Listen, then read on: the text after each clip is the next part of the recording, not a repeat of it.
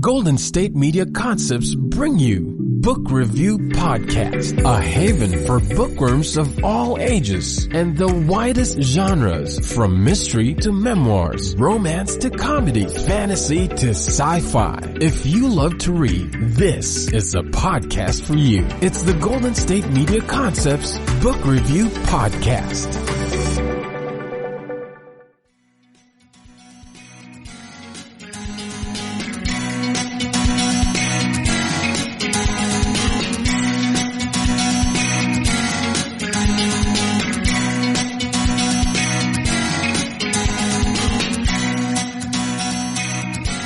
Hello and welcome to the GSMc Book Review Podcast, brought to you by the GSMc Podcast Network. I am your host, Sarah, and I, as always, am very happy to be with you on another Tuesday with another author interview. Today I am interviewing author Kimberly Collins about her book, Blood Creek. It is the first book in the Mingo Chronicles.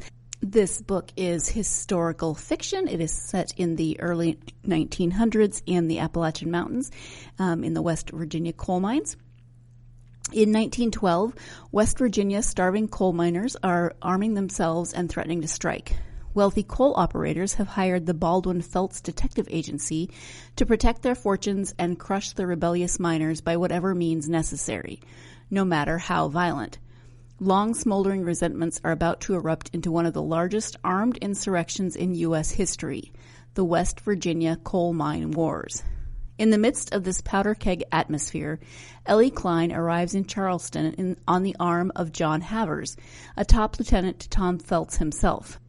Young, breathtaking, and, as the gossips whisper behind her back, a kept woman. Ellie doesn't mind the gossip. She adores being the center of attention. She loves the parties, the fine dresses, the jewelry. This is the life she always believed she deserved. Could it at last be enough? But Ellie has a past and secrets. A husband on the run for killing her lover. A baby daughter living with her cousin back in Mattawan. A new lover she sneaks into her bed while Havers is away. And her biggest secret of all? Ellie is a spy. Uniquely positioned to know the battle plans of both sides, Ellie straddles two worlds, the sparkling high society life of Charleston and the family roots that still twine deep into the coal dust of Mattawan. Now Ellie must choose between luxury and loyalty, between escape from drab small-town poverty and love for her family. So this is historical fiction, but there is intrigue, there's a lot of stuff going on in this book, and I love that it is told from a woman's perspective, so you get a female perspective on the West Virginia coal mine wars. I know there's been a lot of books, both nonfiction and fiction, written about this time period and this place, but they aren't often told from a female perspective, and that can be very different, and we do talk about that some in the interview. Now, before we get to the interview, I do want to mention the cover of the book, because I forgot to ask Kimberly about it in the interview. We do talk a little bit about the cover and how I had some misconceptions about it when I picked it up to start reading it, because, I do so many interviews and I get so many books that I have stacked up waiting for interviews that I don't always remember what they're going to be about. And so, this was one of those. The cover is this very striking picture of a young woman walking into a river or a lake, some sort of body of water. She's wearing a white dress. Her hair is flowing down her back. And the book has kind of a reddish tinge to it, which makes sense because it is the book is called Blood Creek. But what I didn't ask Kimberly about was the fact that she says in the book that she actually took the picture that is now on the cover, and it is a picture of her niece. Kimberly says in the acknowledgments, my niece, Natalie Harmon Capel-Shaw, for being my muse for Ellie and letting me photograph you in the river, on the railroad tracks, in the creek, pretty much wherever I wanted for the cover photo. So I had meant to ask Kimberly about that, and it just slipped my mind. But the cover is very cool, and I like that A, Kimberly took it, and B, she took it of her niece, and it's this very cool picture. So let's go ahead and get to that interview with Kimberly Collins about her book, Blood Creek. This call is being recorded. Hi, Kimberly. Welcome to the podcast. Hi, thank you. I'm so excited to be here. I am very happy to have you here. We are here to talk about the first book in the Mingo Chronicles. It's called Blood Creek. Before we get to the book, though, could you share a little bit about yourself? I currently live in Knoxville, Tennessee, and I grew up in southern West Virginia in the coal fields, which is what the my two books that I have now are kind of based in that area. I have been writing for as long as I could string two words together. And then I turned 50 and I finally got serious about it and decided that if I'm going to be a writer, I need to be a writer. And so I just took the plunge and did it. I love that. And so you, this is not your debut novel. You have one other novel, but this is the first in a historical fiction series. Now, I have to tell you that I've been getting a lot of thrillers and horror books being sent to me for interviews. And so I hadn't really paid attention. I just grabbed the book and I looked at it, and the cover is really cool, but it's called Blood Creek, and the cover has kind of a reddish tinge to it. And I was like, oh, look, another horror book. And then I actually started looking at it. I was like, no, historical fiction. I'm so excited. So can you talk a little bit about the premise of the book? Yeah. So growing up in southern West Virginia, there's a lot of coal mining in the area. Always has been. And I grew up in a family of miners and very pro-union people. My family's has always been very pro-union. And in the tiny little town that I'm from, Matewan, the United Mine Workers and the coal operators had a battle that was called the Matewan Massacre. And prior to that, there were other skirmishes, and the miners would go on strike, and the coal operators would send in armed guards to fight them. And so I grew up hearing these stories my entire life. And you grow up in a small town, a small union town, and it's just you just can't escape hearing these stories. And I always heard them, a very male-dominated industry, and I had always heard the stories from that male perspective. And I set out to tell the Mingo Chronicles from the female point of view, because I think it's worth a story worth telling, and it kind of gives a different perspective on these events. Yeah, and just for people who may not be familiar, can you explain that word, Mingo? Mingo is the county that I grew up in, so it's Mingo County, and the Mingo is actually a tribe, a Native American tribe that most people don't know about, and they many moons ago, I think they lived in that area that we now call Southern West Virginia and Kentucky and Virginia, but there are not a lot of Native American people there now, though. Sure. That is the unfortunate case in a lot of places.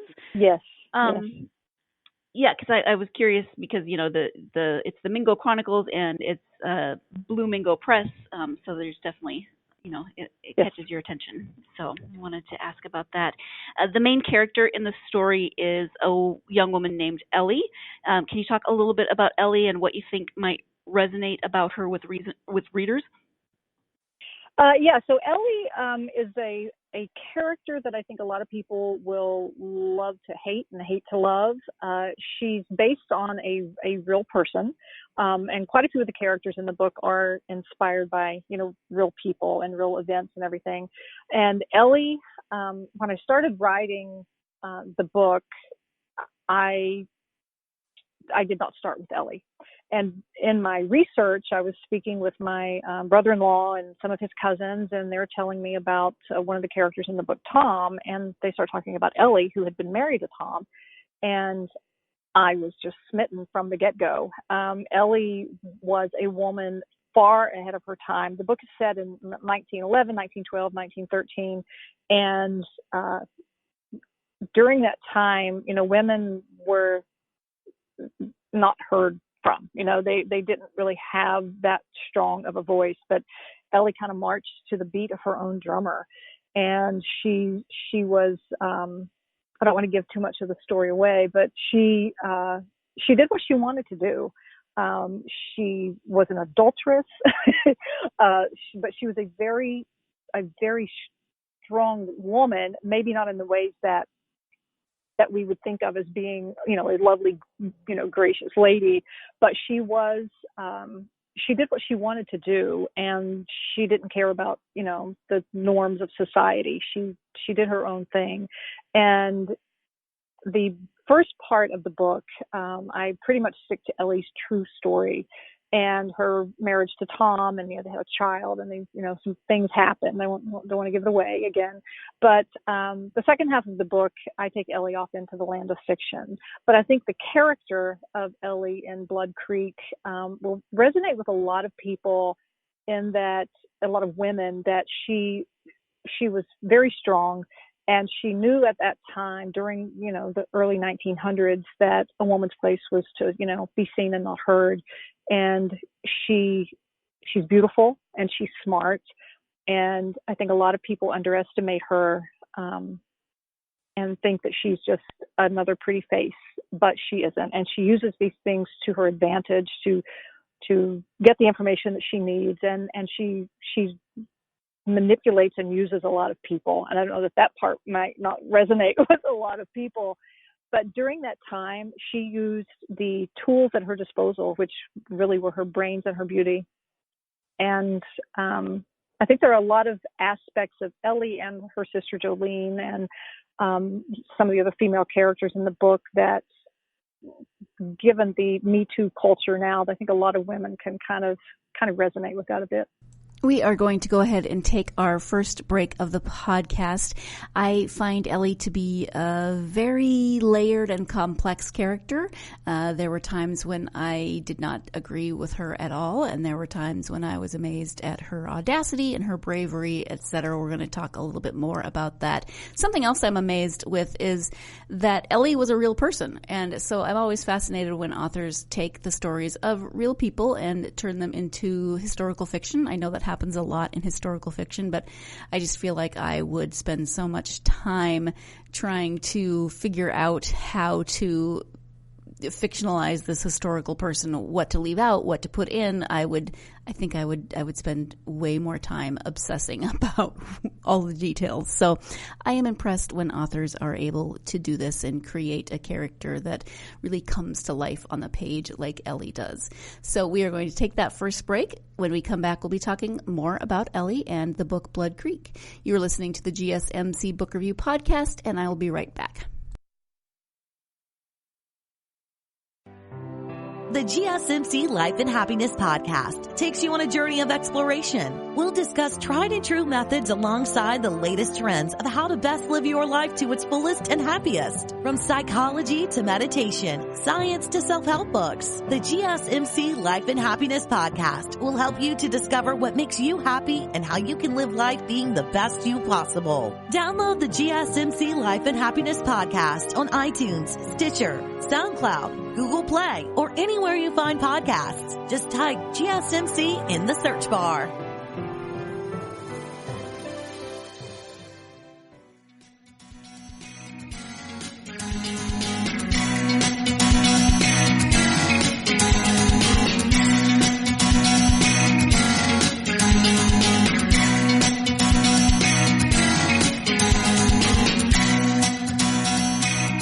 Welcome back to the GSMc Book Review Podcast. I am speaking today with author Kimberly Collins about the first book in her Mingo Chronicles. It is called Blood Creek. Before the break, she was talking about the story and about the main character, Ellie. And so we are going to continue our conversation a little bit about Ellie and her role in the book. I'm glad actually that you said that she's a character that you love to hate, or hate to love, because there were moments when I was like, oh, come on, Ellie. But in the context, it actually makes a lot of sense. And we can't take our modern perspective and place it upon a woman in 1911, first off, and also in Appalachia, which is very much more patriarchal than some of the other areas of the country. Yes. And she really did try to utilize what she had at her disposal, which, were a big part of that was her looks. So, yes. Right. And women, early 1900s, education for women was not a priority. And, going to school, going to college, being a doctor, being an attorney, women didn't do those things. They married and had babies and had tea parties. And that was, pretty much the end all be all for most women in that era, especially in Appalachia.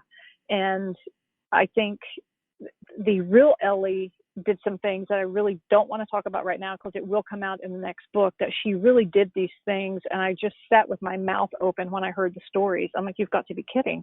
I'm like, in like 1918, 1920, she was doing some things that makes me blush now to think about some of the things that she was doing. But I think the entire story of Blood Creek, I tried to, at the beginning of the book, I have an author's note that kind of sets the tone and gives some context to the actual story of that time and place. And I know that coal is a dirty word now, but I'm hoping that people will look at and just take a step back from your stance on coal and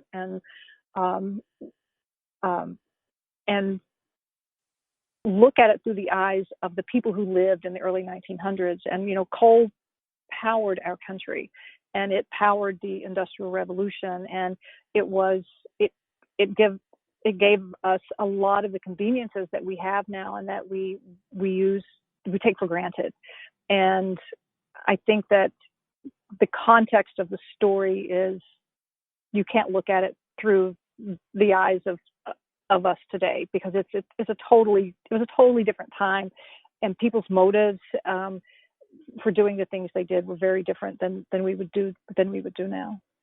So you can't judge Ellie necessarily by our society and our structure today, because it was a different time, definitely a different time for women. Exactly. And it's not that long ago that we got the right to vote, and I think that we really take so many things for granted in that vein, that even now we still struggle with some of the things that Ellie was struggling with. She wasn't even supposed to work. She couldn't own property. It was just a very different time. Right.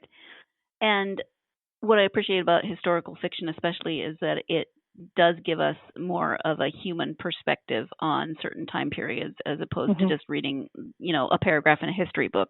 Here you can see characters, you can see how they're living, you can see, what it was like to live in that time and have coal be so important to the economy and, your life, even while it was killing most of the men, who had to work in the coal mines. So how do you feel that, because numerous novels have been set in this time period, in this era, but they're not always, as you mentioned, told from that female perspective, how do you feel that this female perspective changes how some of those events might be depicted?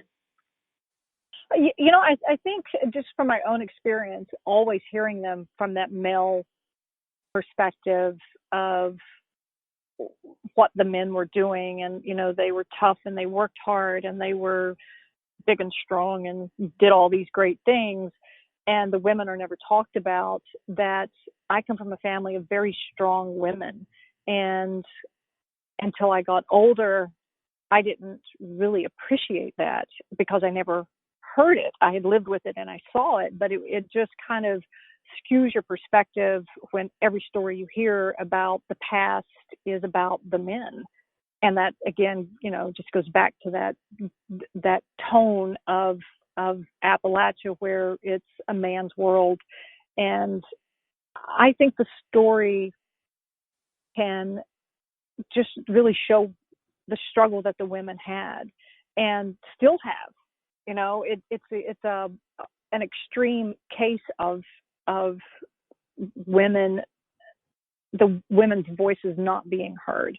And I'm hoping that it just sheds some light on all the people of Appalachia, not just the women, but just to give people a better perspective of coal miners in general and coming from that culture. And, you know, they're still mining coal and they're still fighting to keep coal alive. And I personally don't know that it's ever going to come back to be the mover and shaker of the economy in that area that it was before. But I'm hoping that the book just sheds more light on the people of Appalachia and coal miners in general, so that, you know, it's an election year, and, you know, fossil fuels are always a hot button in politics. And during the last presidential election, there were so many, you know, negative things said about coal. And I'm like, well, okay, I get again, coal is a dirty word, but you're lumping the people of the area in with that. And I would just like to give a different perspective on the people and what has made these people who they are and what has shaped the place.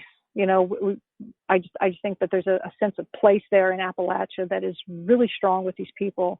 And I just want to shed some light on the past so that people can get a better appreciation for Appalachia. And again, I think it goes back to not putting our 2020 perspective on something that happened over 100 years ago, but also to read about the experiences that, you know, yes, they're fictionalized, but they're based on real facts and real events, and to know that, you know, nothing exists in a vacuum. And so all of what we know today is based on hundreds of years of history that have led up to how we experience things today. And so to put that into a more human perspective, I think is very helpful. Yes. And so what kinds of research did you do for the series? Oh my, I read everything I could about the actual Mine Wars events, and there's a lot of stuff in the West Virginia archives that is online. And I had a friend of mine actually sent me some historical documents. He works at the West Virginia University, and he sent me a ton of information from their archives just to read, just historical documents. And the Mine Wars Museum was a great source of information as well. And just reading about the area, and a lot of it was from, you know, interviewing people that had, you know, family that lived during that time. So my research was all over the place, and it was a lot more intense than I ever thought it was going to be, because I thought, well, I know a lot about the Mine Wars. This should be easy.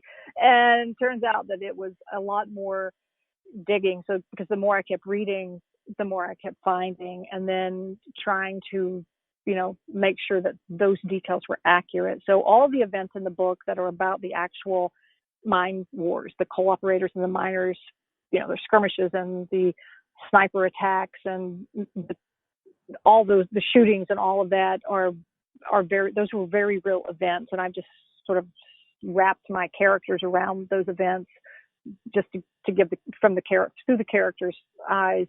But it was a lot of research about a lot of things, and I learned things that I had never known about. Because growing up, I had actually never heard of Cabin Creek and Paint Creek. I had never heard of the strike. I didn't know that any of these things existed. So that sent me, you know, down another rabbit hole, just digging for information. It sounds like a lot, but it sounds like fun and very interesting. Yeah. Let's go ahead and take our second break of the podcast. When we come back, we'll be talking a little bit more about the personal connection Kimberly mentioned that she has with the story, with her family, etc. So stay tuned. You're listening to the GSMc Book Review Podcast, and I will be right back. Tired of searching the vast jungle of podcasts? Now listen close and hear this out. There's a podcast network that covers just about everything that you've been searching. Hey! The Golden State Media Concepts Podcast Network is here. Nothing less than a podcast bliss with endless hours of podcast coverage. From news, sports, music, fashion, cooking, entertainment, fantasy, football, and so much more. So stop lurking around and go straight out to the Golden State Media Concepts Podcast Network. Guaranteed to fill that podcast itch. Whatever it may be. Visit us at www.gsmcpodcast.com. Follow us on Facebook and Twitter, and download us on iTunes, SoundCloud, and Google Play.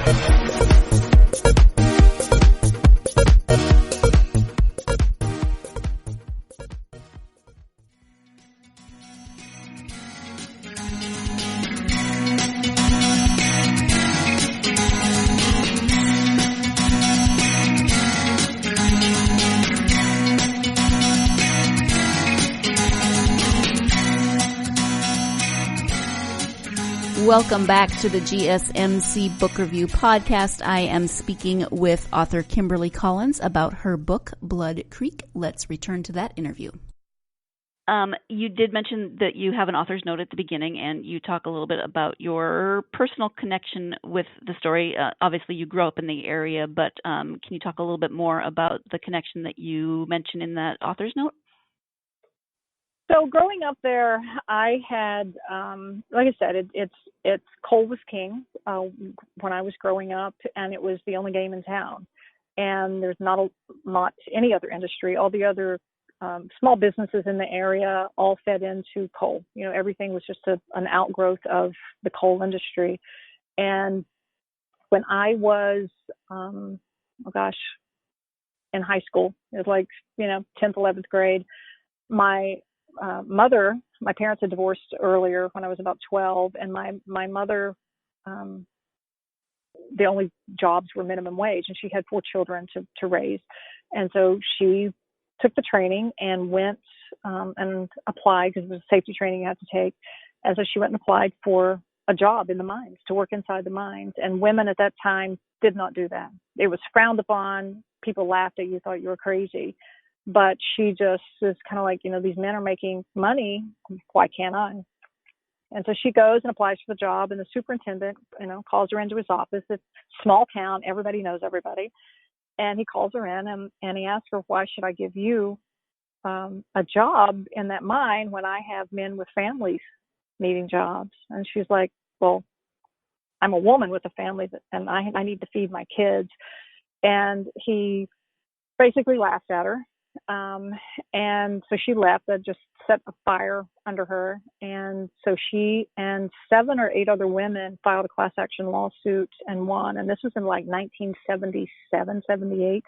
So it was a time when women didn't do this. So to me, that was a very strong indication of, even going back to Ellie, it's like it even so, 50 years apart, the women were still fighting for things.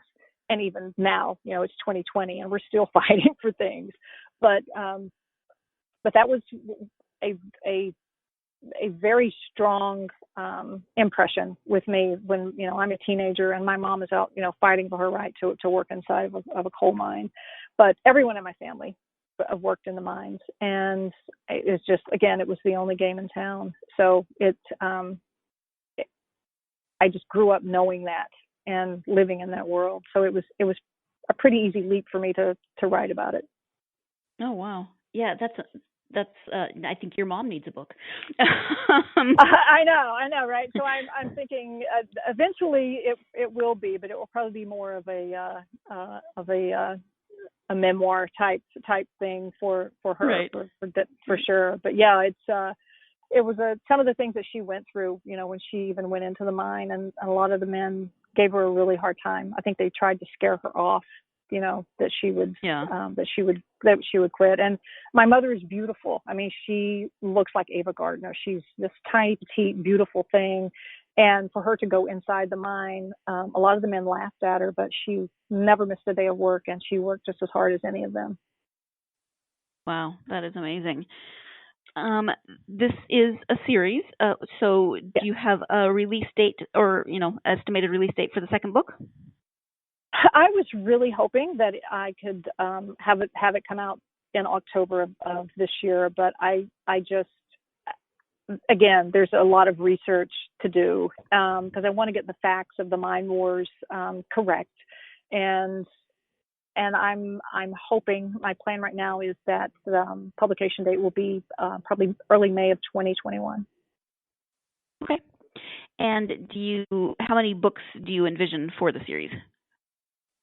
At least 2, possibly 3. It's really going to depend once I start writing. I know that Blood Creek turned out to be a lot more book than I initially had planned.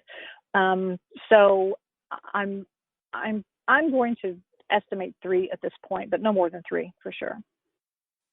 Okay. Thank you.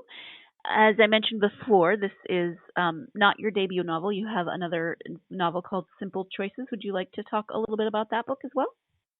Yes, my firstborn. Simple Choices is it's fiction, but it is based on real events that happened in southern West Virginia. I had a young cousin who she got divorced. She had some children, and she got involved with a local drug lord.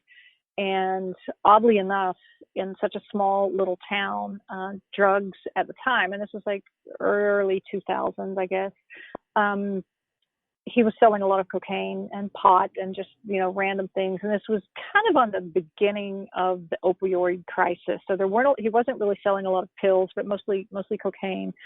But he was selling a lot of it. And she got involved with him. And then the FBI got involved, and the FBI wanted to know where he was getting his, who were his suppliers and where was he getting his drugs, and he was not going to cooperate with them. And so they somehow convinced her to be an informant.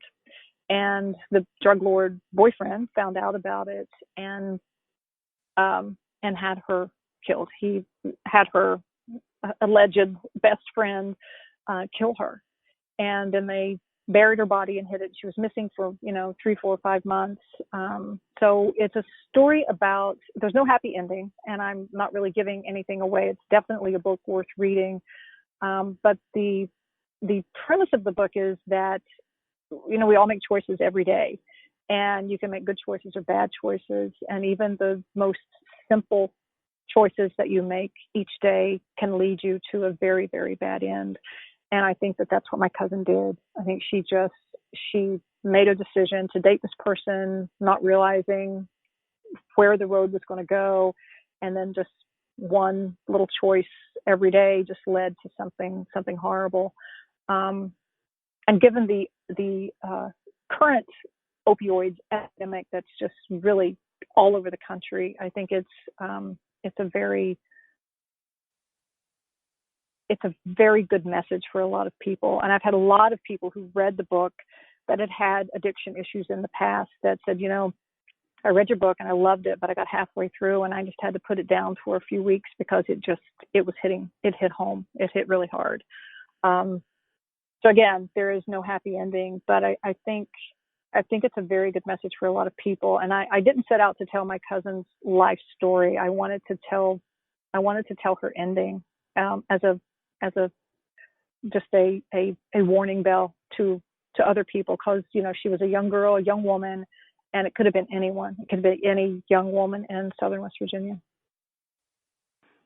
Wow, that is an amazing story. I mean, sad, obviously, but wow, just to be able to tell that, and I'm sure there's a lot of power in that book, and to affect people like that is really amazing. Yeah, and it was very hard to write. She was my younger cousin, and I hadn't seen her in years. And, when she was little, we spent time together. And then, I'm a teenager. I was about 5, 6 years older than her, probably. And, I go on my life and live. And then the next thing I know, she's missing. So the story was very difficult to write. And just knowing that it really happened, it's a pretty sobering story. So. Yeah, absolutely. So are you working on the second book of the Chronicles now? Is that what your current project is? It is. I'm working on the massacre, and in Blood Creek, at the end of it, Ellie and Jolene and a crew of people end up leaving West Virginia and going to going away. If you haven't read the book, I don't want to give anything away. But in the massacre, everyone ends up coming back to Mate 1, and then the Mate 1 massacre that actually took place is the central point of the story. All right, it is time for our third and final break of the podcast. When we come back, we'll be wrapping up our interview with Kimberly Collins. So stay tuned. You're listening to the GSMc Book Review Podcast, and I will be right back.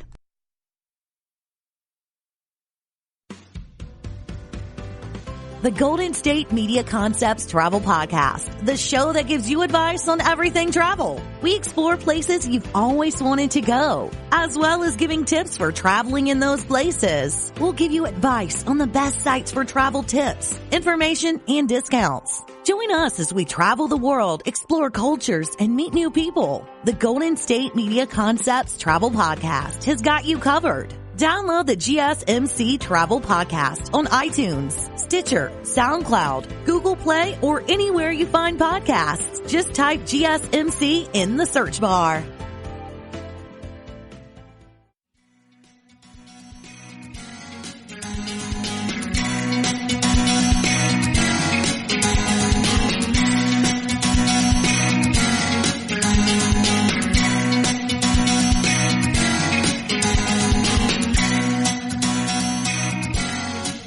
Welcome back to the GSMc Book Review Podcast and the conclusion of my interview with author Kimberly Collins about her Mingo Chronicles and the first book in that series called Blood Creek. You mentioned that you have written basically your whole life, so it's obviously something that you have always wanted to do. And then you mentioned, once you turn 50, but how did you jump in and just make that transition from it being something that you wanted to do to something that you were actually doing? I wish I had some fabulous answer to that question, but I literally, and I think it might just have a bit to do with my obsessive personality mostly, but it's something I had always wanted to do, and anything that I had written prior to writing Simple Choices, I rarely let anyone read it. And I don't know, it's like I woke up one day and I thought, if I'm going to do this, I need to do this.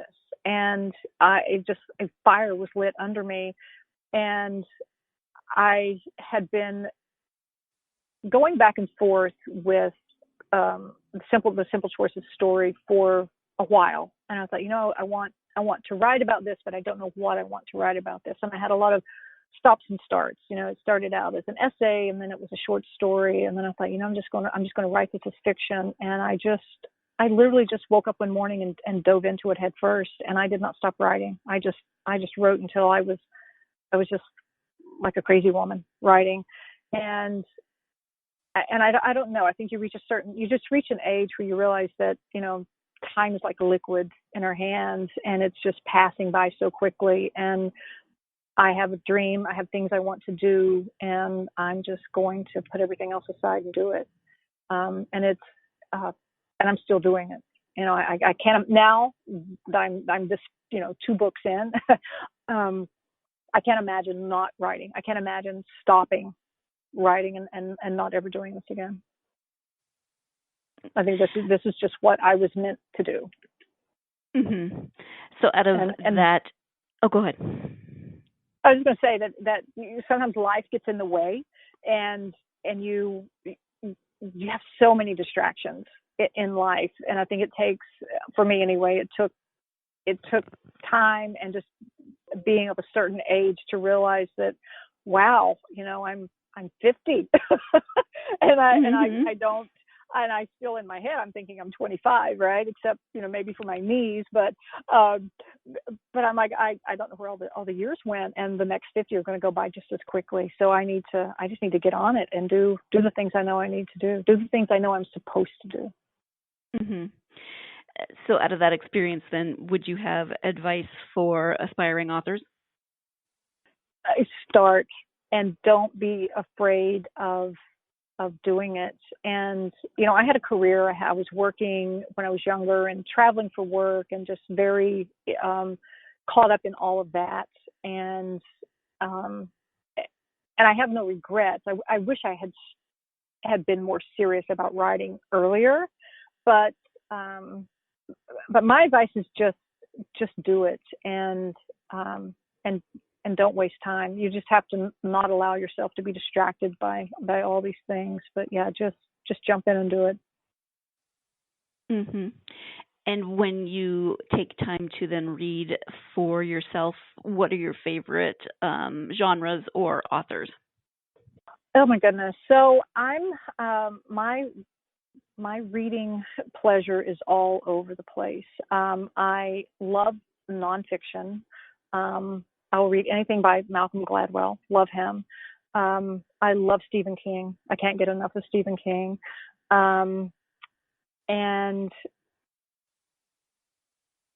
I can read anything from Stephen King to Tennessee Williams. I don't have a favorite author, but there are some people that will write something, and I definitely will pick it up and read it. But I just started The Third Rainbow Girl by Emma Eisenberg, I think is her name, and that seems to be pretty good. It's about Appalachia, and I last week finished a book, The Long Bright River, which was very similar to Simple Choices. It was a drugs and murder and all those sorts of things, and it's fiction.